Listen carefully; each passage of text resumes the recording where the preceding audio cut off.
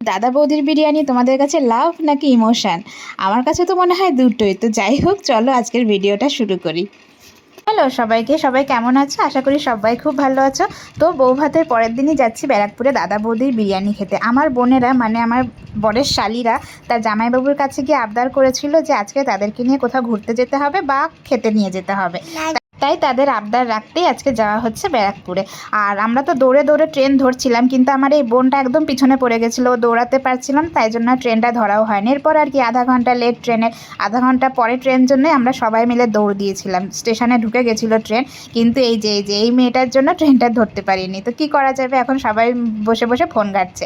আর আমার পাচ্ছে এত ঘুম, মানে এই বিয়ের কটা দিন তো ঠিকঠাক মতো ঘুমাতেই পারিনি। চোখ মুখ দেখে বুঝতেই পারছো ফুলে ফুলে গেছে, তাই কোনো সাজুগুজুও করিনি। জাস্ট স্নান করে একটা কানের দুল পরে কুর্তি পরে চলে এসেছি, একটুও সাজুগুজু করিনি।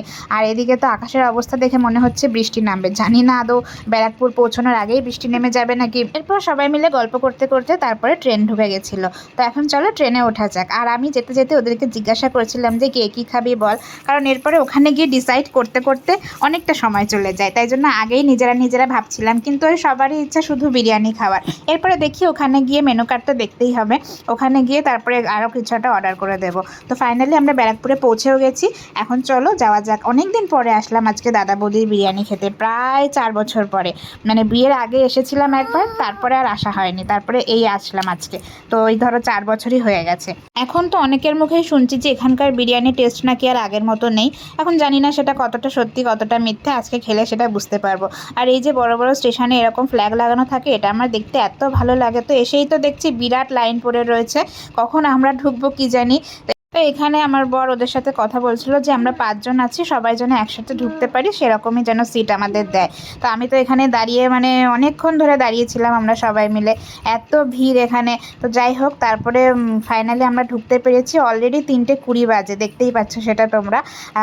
আমি কিন্তু আজকে মনে মনে খুব খুশি যে আজকে আমি মন ভরে বিরিয়ানি খাবো। তো যাই হোক, আমাদের তো দোতলায় মানে যেতে বললো, তারপরে দোতলায় যখন গেলাম তখন আবার বললো একটু বসুন বাইরে। তো সেখানে 2 মিনিটও বসিনি, তারপরে সঙ্গে সঙ্গেই আবার ভিতরে যেতে বললো। আর তারপরে ভিতরে ঢুকে অ্যাম্বিয়েন্সটা দেখে তো আরও মনটা খুশি হয়ে গেল, এত সুন্দর লাগছিল ভিতরের অ্যাম্বিয়েন্সটা। আর পুরো মানে লোকে গিজগিজ করছিল, কোনো টেবিলই ফাঁকা ছিল না।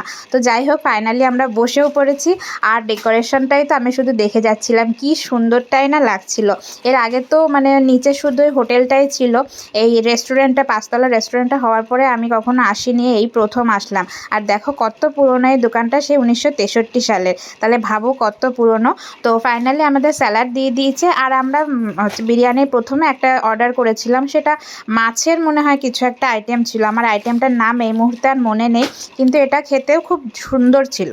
আর এটার মধ্যে না গন্ধরাজ লেবুর পাতা দিয়েছিল, প্লাস ওই লেবুর ফ্লেভারটাও ছিল, এত সুন্দর লাগছিল স্মেলটা, তার সঙ্গে টেস্টটা, মানে দুটো মিলিয়ে অসাধারণ লাগছিল খেতে। আমাদের সবারই এটা খুব ভালো লেগেছে, কিন্তু আমি আইটেমটার নামই ভুলে গেছি।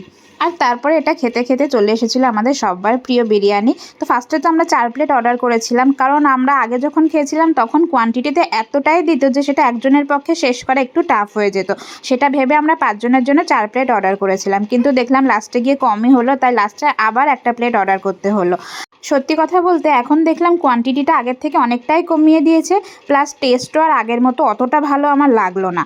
তো একটু খারাপই লাগলো আমার। আর কিন্তু যাই হোক, বিরিয়ানি বলে কথা, নষ্ট তো করবো না, তো একদম চেটেপুটেই খেয়েছি। আর তার সাথে কোল্ড ড্রিঙ্কস, দুটো তো কম্বিনেশন লাজবাব সবসময়ই। তারপর আমরা খাওয়া দাওয়া কমপ্লিট করে বেরিয়েও গেছি, এবার ট্রেন ধরে সোজা বাড়ি। আর কোনো প্ল্যানও নেই, আর ওর বাবাও আজকে বাড়ি চলে যাবে, সে কারণে একটু তাড়াতাড়ি বেরিয়ে গেছি। তো যাই হোক, ট্রেন পেয়েও গেছি। এবার চলো টাটা বাই বাই, সবাই খুব ভালো থেকো, সুস্থ থেকো, খুব তাড়াতাড়ি দেখা হবে অন্য কোনো ভিডিওতে। টাটা। ভালো লাগলে একটা লাইক করে দিয়ে